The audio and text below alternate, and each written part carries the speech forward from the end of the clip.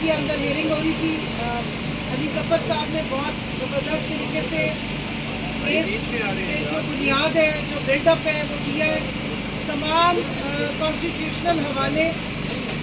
آئین کے جتنے تقاضے ہیں بہت بہترین طریقے سے پریزنٹ کیے گئے. بیچ میں ہمارے الیکشن کمیشن کو تھوڑی جلدی تھی شاید، تو وہ علی ظفر صاحب کو بار بار بتانا پڑا کہ میں آ رہا ہوں اس پوائنٹ پہ جدھر آپ مجھے بلانا چاہ رہے ہیں. الیکشن ایکٹ کی بھی تمام جو پیچیدگیاں تھیں اور جو پرانے پریسیڈنٹس ہیں وہ سب انہوں نے پیش کیے. اس کے بعد پھر دوسری سائڈ کے بھی دلائل آنے شروع ہوئے ہیں. لیکن ایک عام شہری کی حیثیت سے جب آپ قانونی دلائل سنتے ہیں تو جو اخذ کرتے ہیں وہ میں یہاں حوالہ ضرور دوں گی کہ مجھے کچھ ایسا محسوس ہو رہا تھا کہ جیسے ان ریزرو سیٹس کو لے کر کے کچھ ایسے سوچا جا رہا ہے کہ جیسے یہ کوئی خیرات ہے، کسی کو بھی دی جا سکتی ہے. تو میں اپنے میڈیا کے سامنے، اپنی پاکستانی عوام کے سامنے اور اپنی تمام بہنوں کی موجودگی میں یہ بتانا چاہتی ہوں کہ یہ نہیں ہو سکتا کہ جس طرح 8 فروری کو عوام نے آ کے اپنے منتخب امیدواروں کو ووٹ ڈالا اور 9 کو وہ کہیں اور چلا گیا، تو ریزرو سیٹس کے ساتھ دوبارہ یہ حرکتیں مت کریں. جس کا مینڈیٹ بنتا ہے، جو کانسٹیٹیوشنل رائٹ ہے، ان کو ہی ملنا چاہیے. آئین بڑے کھلے طریقے سے بتاتا ہے یہ کانسٹیٹیوشنل سیٹس ہیں اور جس میجورٹی کو ووٹ پڑتا ہے اسی کی ریپرزنٹیشن کا یہ رائٹ ہے کہ ان کی خواتین کو یہ کانسٹیٹیوشنل سیٹس دی جائے. مجھے حیرت ہو رہی ہے لاڈلا پارٹیز پہ کہ وہ آ کے یہ آرگیومنٹ بلڈ اپ کر رہی ہے کہ یہ سیٹیں ان میں بانٹ دی جائے. یہ کوئی ٹافیاں نہیں ہے، یہ کوئی مٹھائی کے ڈبے کی لڈو نہیں ہے کہ جس طرح ان کو باقی سیٹیں دی گئی ہیں یہ سیٹیں بھی ان کو بانٹ دی جائیں. ان کے دلائل میں نہ وزن ہے نہ ان کے دلائل آئینی ہے. خواہشات کا ضرور ہمیں وہاں پر زور نظر آیا. خواہشات بہت زیادہ ہے کہ کسی طرح یہ 70 کے قریب جو پی ٹی آئی کا الحاق ہونے کے بعد آزاد امیدواروں کا سنی اتحاد کونسل میں جانے کے بعد جو سیٹس بنتی ہیں کے پی کی اور پنجاب کی دونوں صوبائی اور نیشنل اسمبلی سے اور سندھ سے ہماری سیٹس وہ کسی طرح ہڑپ کر لی جائے. لیکن پاکستان کی عوام کی جو ترجمانی تھی،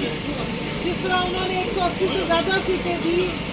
آزاد کیے گئے امیدواروں کو بلہ چھیننے کے بعد، اسی طرح میں یہ بتانا چاہتی ہوں کہ یہ سیٹس ان خواتین کی ہے. یہ پاکستان تحریک انصاف کے ان امیدواروں کی جو جن کا الحاق ہوا ہے سنی اتحاد کونسل میں، یہ سیٹس ان کی بنتی ہیں. تو پاکستان کی خواتین کے فنڈامنٹل رائٹس کو، ان کا آئینی حقوق کی پامالی کو اس الیکشن کمیشن آف پاکستان کی کورٹ میں مجھے پوری توقع ہے کہ نہیں ہونے دیا جائے گا. جو دھاندلا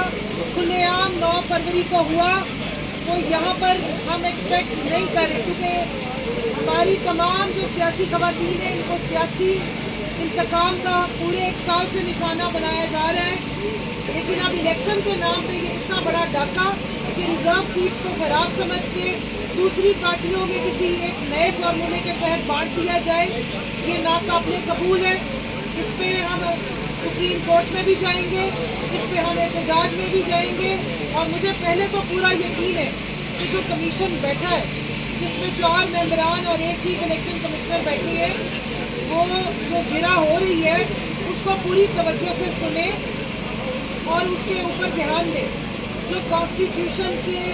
جو آئین کے آرٹیکلز بتائے جا رہے ہیں، علی ظفر صاحب نے بڑے بہترین طریقے سے دلائل دیے اور 1 بائی 1 اپنا پورا کیس پریزنٹ کیا. اس میں حوالے دیے انہوں نے بہت سارے پریسیڈنٹس جو بی اے پی کو، آپ پارٹی کو الحاق کے بعد، آزاد امیدواروں کے الحاق کے بعد سیٹیں دی گئی تھی، اسی پیٹرن پہ، اسی پریسیڈنٹس پہ سنی اتحاد کونسل کے اندر بھی یہ سیٹس ہماری بنتی ہیں، ہماری خواتین کی بنتی ہیں. جس میں پنجاب سے نیشنل اسمبلی کی 12 سیٹس بنتی ہیں،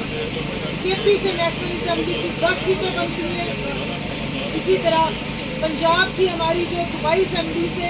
ہماری کم از کم 24 سیٹیں بنتی ہیں اور 3 ہماری مائنورٹیز کی بنتی ہیں. اور کے پی کی صوبائی اسمبلی سے تقریباً 21 سے 22 سیٹس ہماری بنتی ہیں اور اسی طرح ہماری مائنورٹی کی سیٹس ہیں. اور سندھ سے ہماری تقریباً 2 سے 3 کے قریب ہیں سیٹس جو نمبرز کے مطابق ملتی ہیں. تو جو سیٹ فارمولا ہے خواتین کو مارجنلائز نہ کیا جائے، خواتین کے فنڈامنٹل جو یہ سیاسی خواتین کی اسٹرگل ہے ان کے رائٹس کو یہاں پر استحصال نہ کیا جائے، اور اگر ایسا ارادہ کر کے کوئی بیٹھے ہیں اور جو کھانے آ گئے ہیں سیاست کے نام پہ یہ سیٹیں ہڑپ کرنے آ گئے، میں ان کو بھی کہوں گی کہ خدا کا واسطہ ہے، آپ تو ہمیشہ جمہوریت کو مستحکم کرنے کی بات کر رہے ہوتے ہیں، کم از کم بظاہر ہی تھوڑی سی رکھ رکھاؤ رکھ لیں۔ 17 سیٹوں پہ آپ نے آ کے وکٹری اسپیچ کر دی تھی، اس کے بعد وہ وکٹری اسپیچ کرنے والے پتہ نہیں کہاں نامعلوم ہو گئے ہیں، تو اب یہ سیٹیں ہم نامعلوم نہیں ہونے دیں گے۔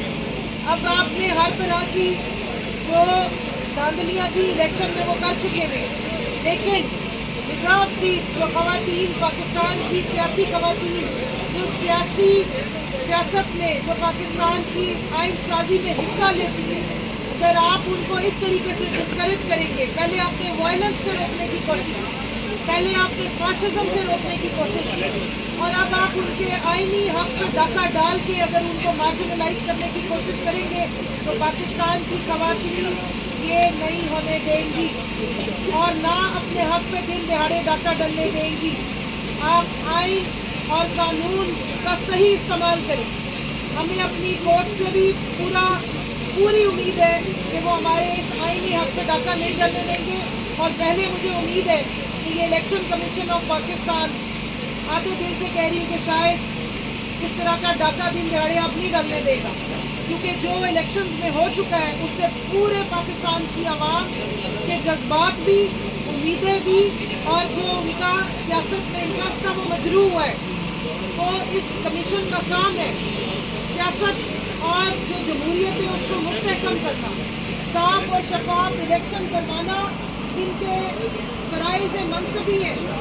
اسی لیے پاکستان کی عوام ان کو ٹیکس کے اتنے بڑے ٹیکس پیئر جو ہے پاکستان کا جو عوام ہے وہ اس الیکشن کمیشن کے اوپر نظریں جما کے بیٹھتی ہے اور پیسفلی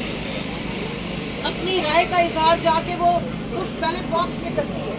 اب آگے اس الیکشن کمیشن کا کام تھا کہ اس بیلٹ باکس کی حفاظت کرتے، اور پاکستان کی عوام نے جن کو مینڈیٹ دیا تھا وہ مینڈیٹ صحیح طریقے سے ہم تک پہنچاتے تھے۔ لیکن نہ صرف یہ کہ وہاں پر بھی آر اوز کے تھرو دھاندلی کی گئی، اب اگر آئین اور قانون کی دھجیاں اڑاتے ہوئے ایک بار پھر جس طرح الیکشنز ڈیلے کیے گئے،